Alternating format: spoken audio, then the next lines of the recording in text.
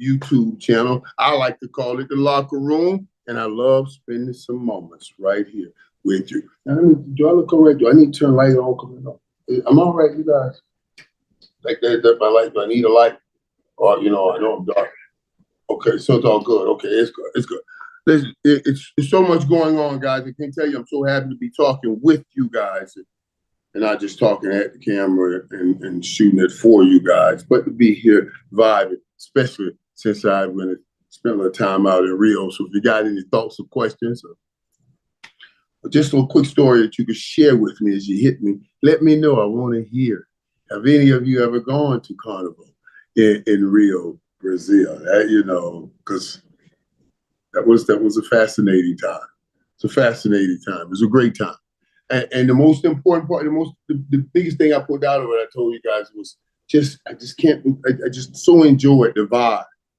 It's one thing to have a crowd of people, but you could feel the vibe. And it was like everybody was really just wanting to have a good time. And it was a great vibe. It was just a great vibe. So yeah. So I've been wanting to get back. But I did miss here. I missed here. I missed you guys, missed chatting. So I was looking forward, excuse me, looking forward to getting back. And then I get back and we get a little action, a little free agent action by the Dallas Cowboys. You guys remember now, I think I saw something last year where the Cowboys spent, I think, $7 million on free agencies, the lowest in the NFL. No other team was less than 20, I think, something like that. And remember, that's when Jerry said he was all in. So now everybody's wanting to see. After saying all in last year and only spending $7 million in free agency, but spending a lot of money on your own players, what will they do this year? And this year, Stephen Jones used the word selectively aggressive. I talked to you guys about that. I told you I like that, being selectively aggressive. But I recognize some things, and I want to talk about some things. The day they signed Cavante Turpin, wide receiver, Cavante, he's really a special team. It's to a 3-year, $18 million deal. Makes him the highest paid special teamer. Now, 3 years, $18 million, that's $6 million a year, not much wide receiver money. But when you double him a special teamer, you can put that highest paid special teamer, and I'm sure Jerry wants to hear that, and that's why they put that in.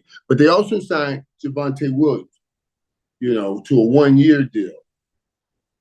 And Javonte Williams, if you guys remember, played for the Denver Broncos, had a pretty good rookie year. I think he rushed like 903 yards. And so I was like, okay, you see some action working in here. They signed a few more players, but this is what they did today. So you at least see some interaction, maybe selectively aggressive, and they went after his running back, Javonte Williams. And I like them. But I can't, this cannot be because you did this, it kills this. What I'm talking about, what the Cowboys need to do in this draft is draft Emmitt Smith. So I'm looking at what you do here to tie it into that, or draft Barry Sanders, and he will be there. Barry Sanders and Emmitt Smith when you come up to draft. That's the kicker. That's the kicker right here. I don't want to hear, because we get into this place where we think, oh, any running back, you can put any running back in because supply and demand is the business. So since there's such a great supply and not a demand to have that guy run all day, they're going to have 2-3 guys to get a guy in there fresh to run. But dude, let me tell you, these guys are not the same. When Emmitt came in, everything changed. These were the same damn players, just a different back.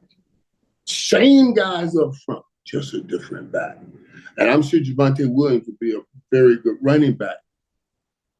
He's so flashy. He had an injury and he's still fighting back, but I'm sure he'll be a very good running back. But he ain't going to be an Ashton JT. And what the Dallas Cowboys also need right now is somebody that brings hope to everybody. And this kid who can be the next Barry Sanders, and for us, is going to be the next Emmitt Smith, I'm telling you, blows my mind. I was talking to these guys earlier about it. Look at this, man. I'm telling you. Barry rushed 2,628 yards, 1988. He had 37 touchdowns. Barry Sanders did, Oklahoma State. Ashton Jenkins, last year, Boise State. Rushed for 2,288. 2,288 yards with 28 TDs. Y'all know I like messing around with numbers because numbers tell me things. So Barry Sanders started this thing in 1988. That's the year I got to the Cowboys. And we started coming up out of that old dog hole we were in, 1988. That's when this thing started. Ashton Jenkins this year rushed for 2,288. Did that? 2,288. 2,288. We already got the 88. We drafted him and gave him the 22. We got double trouble again to put on everybody with 2,288. What he rushed for last year with that 28 TD. I want you one day, but I need Ashton Jenkins. You know what I'm saying? That could change everything. I'm trying to give him something. That could change everything. Now they got a lot of things going on all over the NFL, but I just wanted to drop that on about my Cowboys right there. That gives me a little hope right there. I hope the Cowboys understand that and go draft that back. And this is the kicker now. This should be the 1 year that you see this, especially with what Saquon Barkley did for the world champion Philadelphia Eagles and what Derrick Henry did. We saw two backs leave their team, go to another team, and make a huge difference. This may be a generational back coming out like a Barry Sanders, Emmitt Smith. You put this guy in your backfield, you can change everything immediately. That's what I'm just saying. So yeah, I was happy they're signing. I'm happy they're out doing stuff. But don't mess up. Don't mess up the plan. Go get that man so we can get moving in the right direction. Now, look here. You see everybody, man. What I'm watching now too. You see how many guys that the 49ers have let go. Here's going to be the kicker. When you win, like, okay, you're all in. Like, you see the Eagles go after everybody they want. You see the 49ers, they go after everybody they want. They go to fill those holes right away, and they pay people, and they keep their people, and they pay them good money. Then you're going to do this. You're going to come to a place where you got to do the dump because you had your moment to go grab the prize. And you got close, you got to the Super Bowl, but you didn't grab the prize, and now they have to do the dump. You see all these great players going other places, and they're losing a lot of players. You know, Debo Samuels, Von Hargrave, Leonard Floyd, Greenlaw, Tre'Davious Ward. They lose, you know, Hufanga, everybody. The people that built that team, part of building the team. And you say, well, you can always go and find other guys. And these guys, a lot of these guys stayed hurt. So, you know, they missed a lot of games. But I tell you what makes this difficult, guys, yeah, you have to do the dump if you don't go and grab it. But when you do the dumping of all these players, now you got to bring in a lot of other players. And if those players are not in groove with how you do things, things change. That's the one thing as we went through our dynasty, we have to monitor. Whoever comes sign, we do things our way, or you got to go on your way. And that, when you change out that many people, there must be a retraining process to make sure you're training the people that are coming in. You know what I'm saying? So So yeah, I'm just saying those things I gotta watch for the San Francisco 49ers. But more free agent signings. DeAndre Hopkins to the Ravens, a 1 year, $6 million deal. I thought that was interesting. And at least I'm happy for D Hop in this because he's my boy.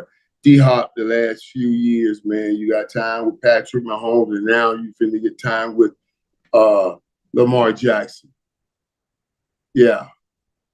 Thing broke up sadly with you and Deshaun Watson, and they had something going in Houston.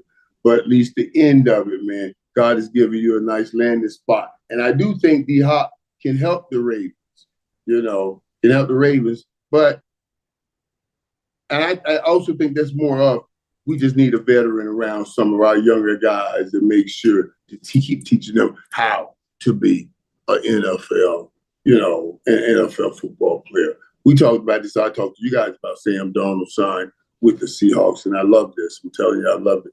Metcalf, all of that traded to the Steelers because they're getting rid of all of those guys to bring in this new, this Sean McVay, Kyle Shanahan, really Mike Shanahan offense. And Sam Darnold ran that offense in Minnesota last year.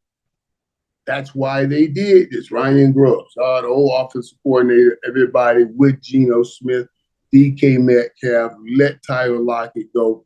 We're going to bring a whole new group in here and focus on offense and not just defense. That's what they're doing in Seattle. Seattle before they focus on defense mostly, but now Clint Kubiak, the offensive coordinator, is bringing a force. And I'm gonna tell you something to this. You bring Sam Darnold, you put him in this offense, and you give him the right weapons. He could be a Matthew Stafford. He could because he has the physical capabilities of a Matthew Stafford. Shoulders down. I just don't, he just doesn't see it all just yet like Matthew Stafford, shoulders up. But watch that. That's why I think that's an interesting move. I think he could grow past the point that he was at even in Minnesota while he's in Seattle. I like that pickup. I told you guys I love the Tunsil trade to the Commanders. The one thing, another guy I talk about, the guys that got to be blessed in their old age. And I love that for D Hop, that he gets Patrick Mahomes and then gets to play with Lamar Jackson. But I'm also happy for my man Devontae Adams to get an opportunity to play with the Rams. He wanted to get back to LA. He said he wanted to be in LA. He wanted to make at least $20 million a year. That's a hell of a thing. Well, we come a long way where you could just say, I just want to live in LA and make a minimum of $20 million a year. Okay, we got it. And you can land on a place like the LA Rams. You could play at SoFi. You could play with a great quarterback to Matthew Stafford. Man, Devontae Adams with the Rams is going to be, that's going to be like that. The Rams will be back in the fight with those two, with Puka Nacua and Devontae Adams. So I'm looking forward to all of that, man. It's going to be an amazing year. And it's lining up to be an amazing year. So I want to, I want to get looking forward to that, man. Also, just talk a little basketball, guys, quite fast, because I'm watching the Lakers, because my Mavericks is a mess right now. So then, when your team's a mess, you lock on to the players that you are fans of. So, I'm bought into with the Lakers now. I'm riding Luka. That's my boy. And man, all the things I've ever seen and said or saw this man, I've watched him play so much because I go to games in Dallas all the time. I love this dude. I love him. But I'm waiting to see Luka do Luka on this stage. I mean, Luka do Luka. And they're running out. They got these next 6 games. They got they got 4 of those games against Milwaukee and Denver. And Luka's a little banged up, and LeBron will be out. And I'm just waiting to see Luka do Luka. And somehow it didn't work the other night. And the Nets beat him. So, yeah, I don't mean to digress on that. But man, because y'all saw the other day when Boston and the Lakers and that big, it was hyped up again. It was like, boy, we back. This rivalry's back. In that game, it ended, it was close, but it wasn't as close as it ended. I think it scored 111-101, but it wasn't as close as that. But because of like Luka didn't play his best game. And I'm just waiting to see and waiting on Luka to get big. Do Luka. My issue is I know this stage is a Hollywood stage. It can't be too big for Luka. This is the dude. He's like Habib was. Y'all remember Habib in UFC, right? And they show you his kid pictures. And his kid pictures have him wrestling and fighting a bear. You know what I mean? Fighting a bear. That's the kind of dude where you have the dude fighting a bear.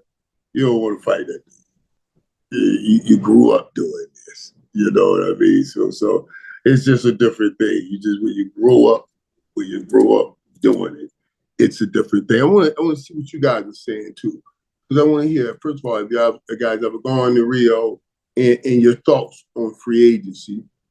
Nathan, we got some pull-ups here, two comments here. Anger Cowboy play. Yeah, would you think about Amari Cooper coming back to Dallas? Hey man, listen. That's a great question. And I like that. But the money it's going to take isn't going to be able to get it done. Because the money it'll take will never get that done. But I think Amari can still play. I think Amari can still play. I didn't want Amari to go the first time. And if you can get Amari Cooper back and get a motivated Amari Cooper and get him within a number that you can get him in, absolutely bring him back. Bring him back. But I think some things might have ended not so well over there. And I don't know if that's opportunity. I doubt that happened. Did I say somebody? Come on, DJ Snowman. What do you mean you think Puka gonna get released? Dude, are you joking? Are you joking? Who's going to release? Man, they're getting rid of Cooper Kupp because they know what they have in Puka Nacua. He's not going anywhere, man. No, that'll be the craziest thing they have done since. They're not doing anything, man. Cooper burned his bridge. Yeah, you think so? See, then they said, and he's talking about Amari Cooper burned the bridge. But pain leaving and the joy coming back sometimes help people. Sometimes at the end of things get stale, and you think his pastures are as green on the other side, green grass on the other side, and you go over there and you realize how much you miss being where you were. Then you try to come back, and even though it had a bad breaking, sometimes you mend it. Both of you feel that you kind of missed each other. I hope that would be the situation if Amari Cooper talked about coming back and they can get him within a good number, because he could help you on the football field. But he did disappear in Buffalo. I don't understand how a guy with that kind of talent disappears. I don't like the fact of Amari giving up in that playoff game. Did it for me. Yeah, I understand. And you use a heavy word that he gave up in the playoff game. Somebody saying gave up. Do you really say, we don't know if he was hurt. We don't know what was going on. He just, But the word gave up. I know what you mean. Though. I know what you mean. But see that, but all of that too, though, you lessen a lot of that. That's if that's the word you want to call he gave up.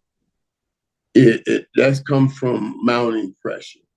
And I'm not saying Amari Cooper gave up, but what I am saying is that here will be less pressure. CeeDee Lamb is truly the number one. That's where the mounted pressure goes. We just need Amari Cooper now to make some plays, but not have to be the number one. So in the most pressure situations, we're not coming to you first anyway, but we may come to you. And if he can become, we may come to you guy, then your 2, your 3 is the Amari Cooper. Yeah, you doing something. That'd be good. Why is Aaron Rodgers stalling? Yeah, that's interesting to me. I don't understand that, John.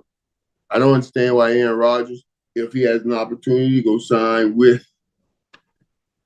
Pittsburgh Steelers, won't do that right now. I'm not even talking about the Jets because I know that's another name that was thrown out there. But the Jets are different. I mean, the Giants. The Giants are different because you're going back to New York where the Jets were.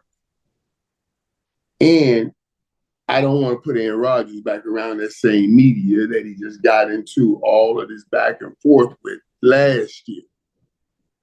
So and you're not going to win anything, nowhere near anything, in New York with the Giants.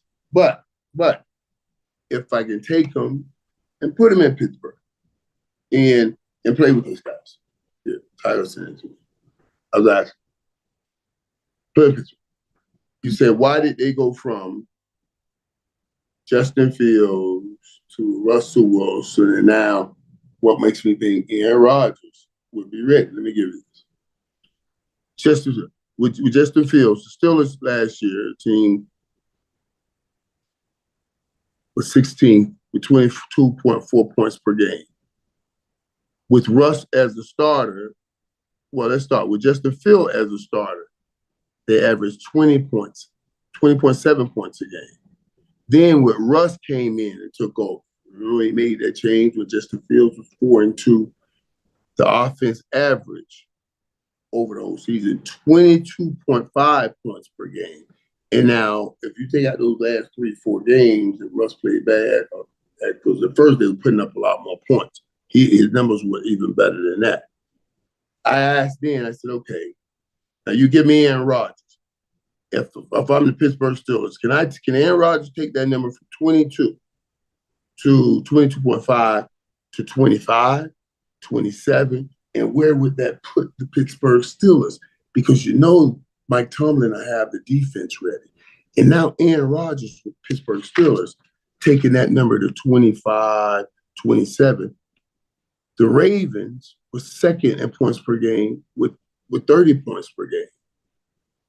In the AFC, the Bills were first with 30.9 points per game.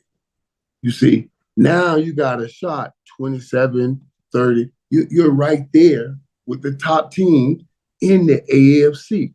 And if Mike Tomlin can get that defense of the Pittsburgh Steelers to do some of that stuff that they always do, you can be right there and ready to win those games again. That's why you go trade out of Russell Wilson and go get an Aaron Rodgers. And you're giving Aaron Rodgers some room here by giving him 2 very big receivers, DK Metcalf and big boy George Pickens. So you're going to have to back the safeties up, or he'll find those big guys, and he doesn't have to make perfect throws because those are big dudes. So I'm just saying, I'm telling you, Aaron Rodgers, I don't know why he's stalling. He should run to Pittsburgh right now, and I know it can't be for money. He has too much of that. You know what I mean? Yeah. Yeah, so I don't know that. Should Jerry have considered Nick Chubb instead of Williams?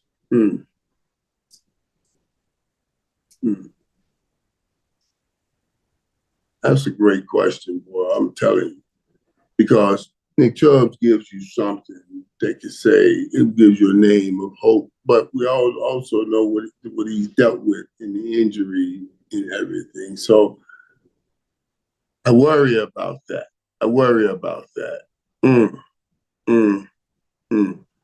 Javonte Williams is younger also. So I understand them going in that direction. Do you think it's true that Dallas wants Ashton Jeter early in the first round? I hope so, Jeffrey. That's what I've been talking about.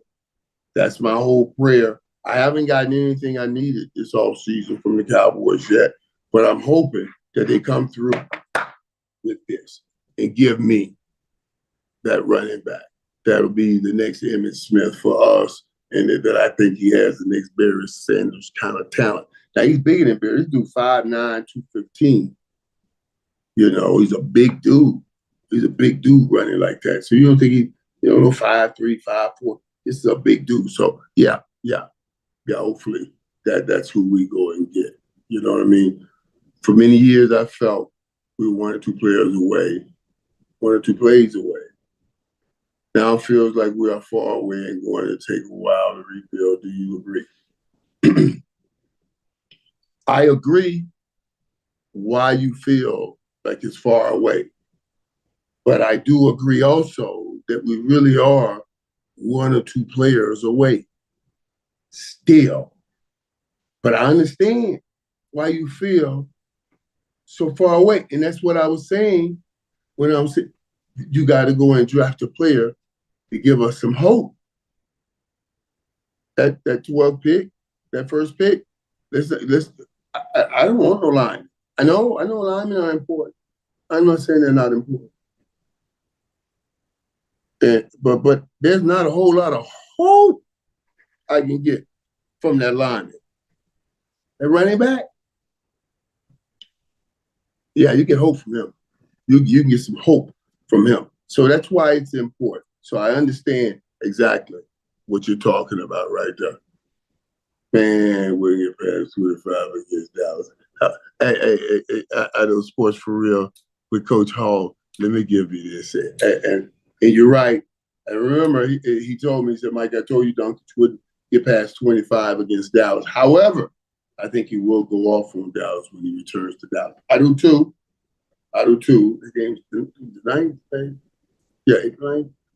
April 9th, if I remember that. Right. Yeah. I do too. But from now to then, I don't know what's up with Luka right now. You know, I know he had a triple-double and all of that, but just like I used to see, like he used to control the game, and he's not in sync with the guys right now. And that's so yeah, it's hard to watch. I thought to myself, I've never really seen Luka look as disjointed as I've seen here a little bit lately. And then I said to myself, is it me? Or is it the stage? Is this thing so big that, wow, you know, like Luka is not showing up to take it over? And I don't imagine anything can make Luka nervous. He was a kid playing against pros, and you see it every week. So, yeah, I think he'll, I ain't saying snap out of it, but snap in it and start rocking and start taking off. You know, last night, I love that Coach Reddick said, you know, we look disjointed. Some guys didn't look like they wanted to play and all of those things. And then right after that, he heard it, Luka heard it, and Luka said, yeah, that was me, Miss Coach is right. I got to be careful. I got to be better with the ball. I got to get those guys in better position. I thought that was great because that's a good leadership to mentorship role. And he fell right in. Can you imagine being Coach Reddick? You got to talk to the media. You got to be very careful. I mean, you coach LeBron and Luka. You can't say nothing, point no wrong fingers, no kind of way. They don't get no bigger than them two right there in the National Basketball Association. So, yeah, that trips me out. Tomlin and Rodgers would be toxic or lethal. I go lethal. I don't think toxic because Mike Tomlin he isn't about it. And I do believe that that Aaron's going to respect him. And we have to remember, people walk in one place under one set of circumstances. They'll walk in another under a different set of circumstances. Aaron Rodgers, well, let me go back here. Russell Wilson left Seattle and walked into Denver, only touching heaven. He had his own offense, all the things you heard, whatever he wanted, he had. He left Denver. When he left Denver, he was not the same man that left Seattle. And when he crawled to Pittsburgh, he was just happy to have an opportunity. He wasn't coming in with all the demands that he had put on the Denver Broncos. You see what I'm saying? And now Aaron Rodgers will just crawl in here, happy to have the opportunity. Won't be putting all the demands. Now, that's what makes me sit back and say, like the Bible says, I know you humbled yourself, but then, just like your boy asked, what are you waiting for?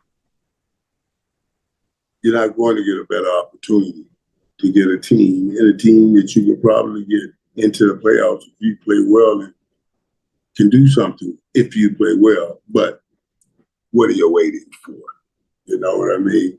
Let's go ahead and get it done. Dog, let me tell you something too, though. We talking about who we talked about earlier, who won in free agency this year? What player won the best? I thought out of all the players, the best improvement for the players' sake is what the Commanders have done. Getting the players that they have got, getting Tonsil to tackle it, and then getting Deebo Samuel to add to their rookie of the year quarterback, who is going to be, who can perform and get it done, and who is going to grow.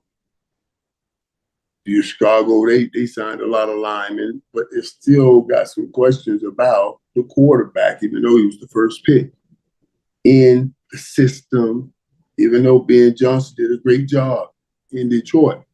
So I got to see how all that meshed together. But when you add those elements to Washington, a team that was 12-5 last year, a team that played in the NFC championship game last year, a team that was 1 or 2 plays, now has gone and picked up 1 or 2 players. Yeah. That right there is what I call the difference. And I think, Shane Daniels, he's that player. He's that guy. He's that difference. Now, I also thought through this, guys. Okay, if Aaron Rodgers does go to the Steelers, where can Russ Wilson go? Where now does Russ go? Where does he play now? And at that one, I was like, okay, does Russ go to New York because they don't have a quarterback? Or does Russ go and sit down behind somebody? Or does Russ say, well, I'll just wait, sit out and wait till something happens and maybe somebody gets hurt and then I'll have some value or I'll take that opportunity to come out. But outside of that, where does Russ Wilson go? And think about this. If Pittsburgh's sitting there spending all this time with Aaron Rodgers, what are they saying to Russ? Why would Russ even want to go back there if they've gone this long? Like, dude, you have a whole year with me. You don't have any time with him, and you're picking him over me? So do you see a ceiling with me? Or you just see a higher ceiling with him, or do you not? You see, that's what I'm saying. So, waiting on Aaron Rodgers to come up with something to tell us what to do, and watching this is interesting. I do need some more water. Hold on, I need some more water. Since we are. So,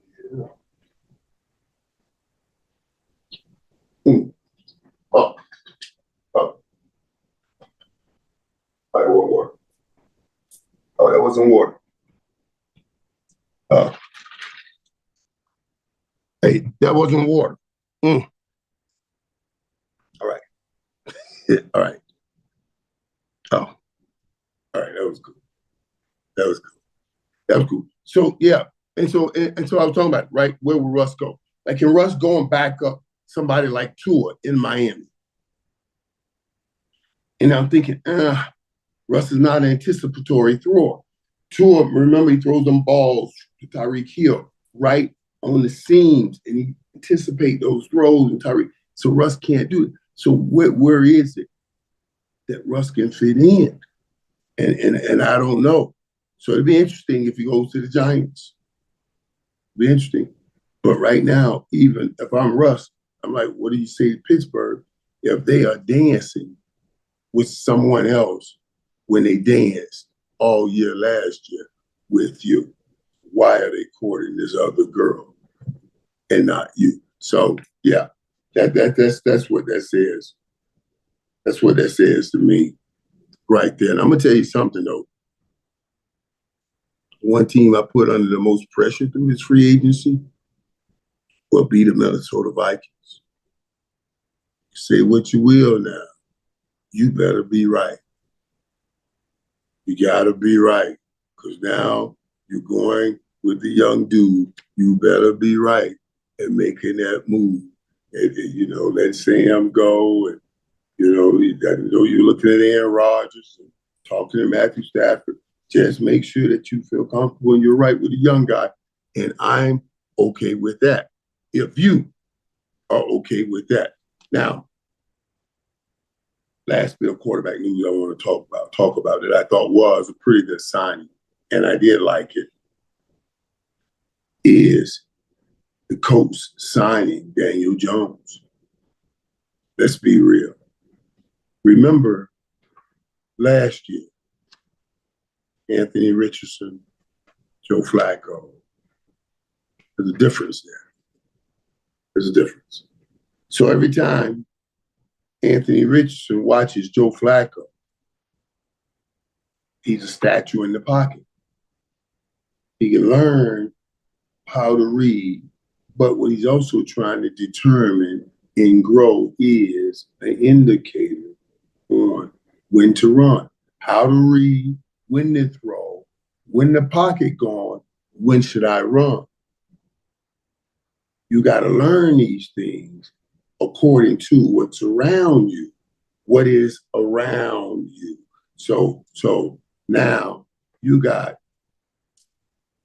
Flacco, a statue trying to teach a guy that has this running ability. He drops back. Even when Flacco sees a hole and should run and hit the hole, he doesn't have an ability to do it. So he has to find some way to get rid of the football. Daniel Jones, who the coach signed a one-year deal for $14 million, has a whole nother opportunity to him. His job now is going to drop back, read. He doesn't see anything open. He sees an opportunity to run, looking at his protection. Then he runs if it's an opportunity and if it's what is determined. Anthony Richardson can learn from Daniel Jones because these are light skill set quarterbacks. So I'm watching you. Oh, that's the time I should do it. You're helping me build the clock. Go. That's the time I should do it. You see, Flacco ain't gonna help you build a clock. Boom, and he's gonna get hit. You want to build that clock. I got this much time to read, but I gotta go now. Daniel Jones will help him build because he'll have that sense of timing from the experience he has in this league. Daniel Jones is not as good a runner, not a good athlete, but he's a pretty good athlete. And his mentality and his disposition makes him right for this gig. I think he'll ultimately start out the season as a starter.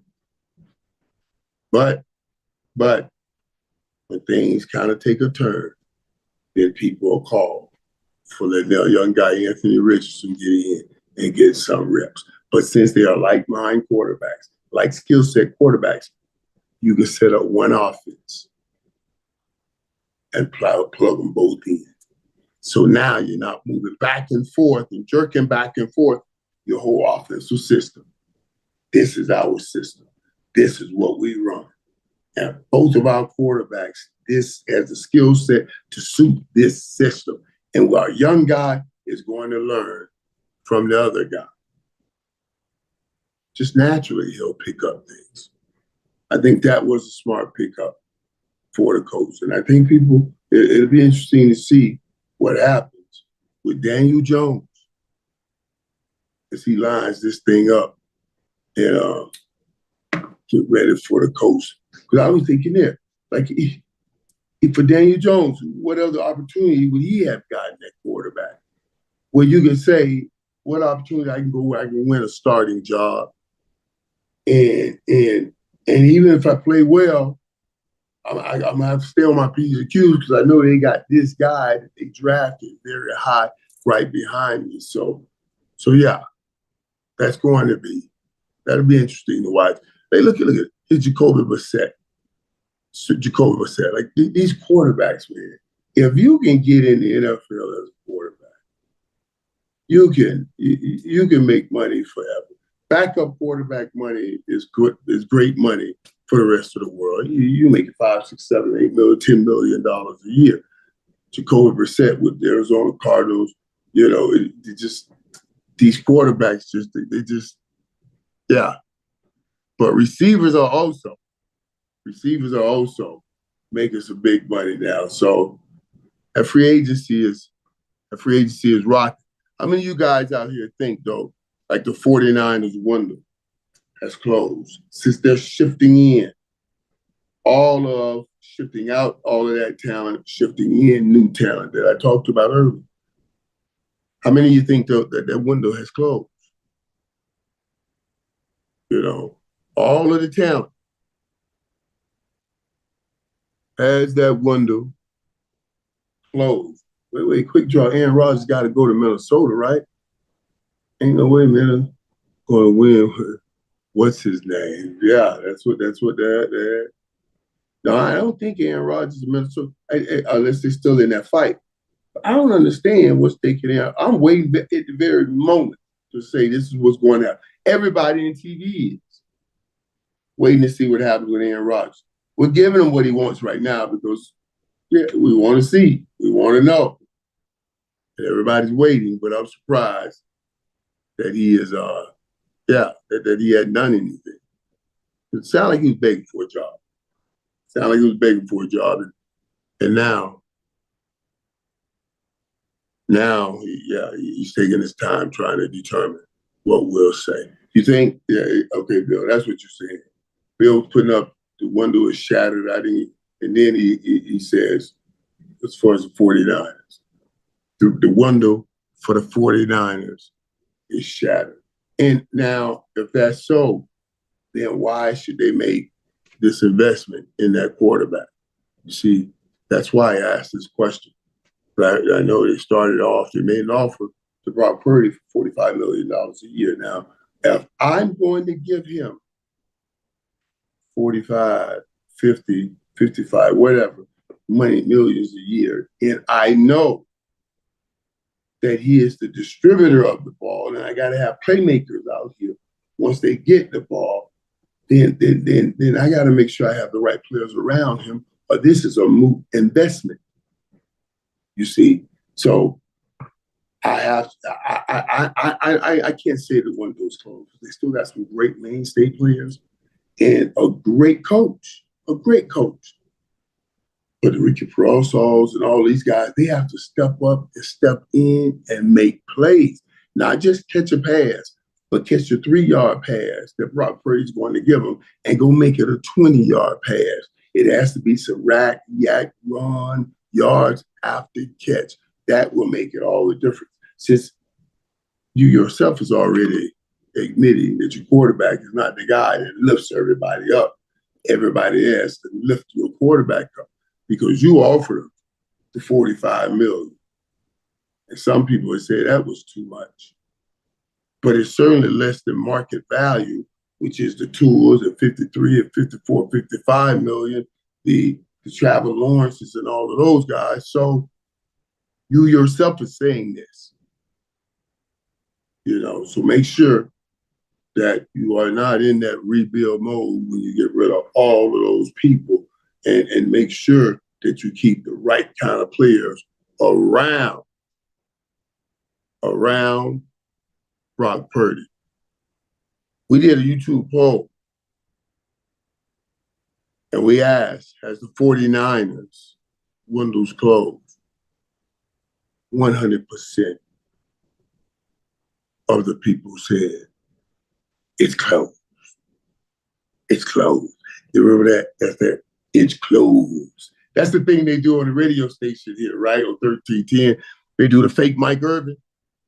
and the fake Mike Irvin, whenever we get bad weather, comes on and closes down all the county schools.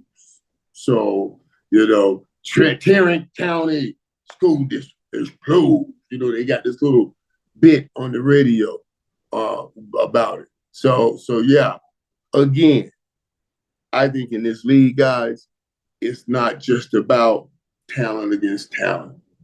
It's also about scheme on scheme. And when we start talking scheme on scheme, that means we'll start talking about the talent of the coaches.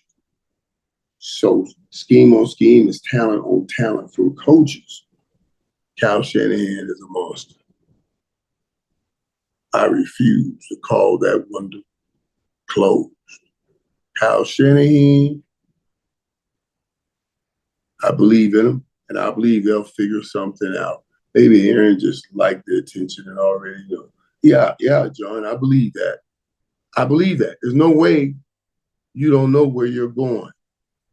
And right now, you're holding a lot of people up because everybody has to make moves, and they're waiting on that domino to fall. So, yeah, he likes that attention.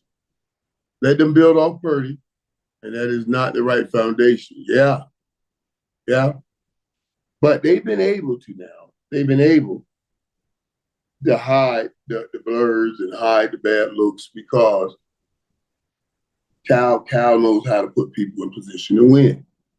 This year is going to be a very telling year because you're going to be giving Brock Purdy so much money and you still got him in deep waters trying to figure it out. You know what I mean? He's still trying to figure it out. Vince O'Brien, after seeing who Schottenheimer put on his staff, do you feel better about him as a head coach than you can? And get it when it first happened. I have no feeling either way than what I had. And honestly, Vince, I'm gonna go reach out to him so I can go sit and talk with him before the season. It's usually, I would have done that by now, but I've been working here because usually after the Super Bowl, I take a break. But I've still been coming out here in LA where I am now, still working doing the show, but I'm going to get a break and go sit down and talk with and some of the people he picked up, but they're coaches, and they're coaches that he got because somebody else let him go somewhere else. And some of the people, a lot of coaches are like that. But it's when they come together, what kind of team they make, and what kind of laws they lay, what kind of foundations set, what kind of culture is set. That's what makes a difference. I don't care what name you draw. It's what they put on the table and what they put out, what parameters, how hard we're going to work, and how people follow that. So yeah, I don't care about names. I want to see results. And if he gets results, he gets my respect. I don't care what I said. What I said was true at the time. This is saying this is what's good about sports. You get a chance to go prove me wrong. Just go win a damn Super Bowl. I'll shut my mouth on up. Shut him up and go and call him a champ and tell him, you're bad most older. I was wrong. I want to tell him that. So that's personal with me and him. I want to tell him I was wrong. I hope I'm telling him I was wrong. I hope I'm not telling y'all I was right. It's the one time. I hope and pray that I could tell y'all one day that I was wrong. I'll let you know when that day comes, if I can tell you. And it will be quick, and we will see it quick. So, yeah, don't worry about it. We will know. And I guarantee you guys, I promise you guys, I will go sit down with him because I want to go gather something that I can hold on to also. I want to hear him tell me a plan on how and what things he's going to do to change the outcomes that we have gotten around here the last few years. I have nothing personally against him. I just have something real personal and personal for the Dallas Cowboys. And I want what's best for them. That's all. It's not personal. They always say to me, it's just business, buddy. Speaking of business, that concludes our business for today. We'll be back next week to talk more business about the business of sports. Have some clarification, I believe, even by next week. Isn't it amazing how much a week comes, or how much you find out in a week of sports? Like they were talking about LeBron being out for 2 weeks. Like I was thinking about injuries that keep people out for 3 months usually, somehow heals up in 2 weeks or a week in sports. I mean, just what we do, treating it and icing it and stemming it and all of things. It's just amazing what they put their body, what we put our bodies through and what they put their bodies through, because I'm an old man now, but what they put their bodies through each week. And I'm looking forward to see, even watch 1 week from now, you'll be saying, man, well, Luke and them look totally different. They look so much in shape. They look ready. 1 week in the life of a professional athlete is a long time. So I'm looking forward to what new things we'll have over that long time. 7 days. I'll see you here next week. 7 days from now. Same bat channel, same bat time. God bless my people.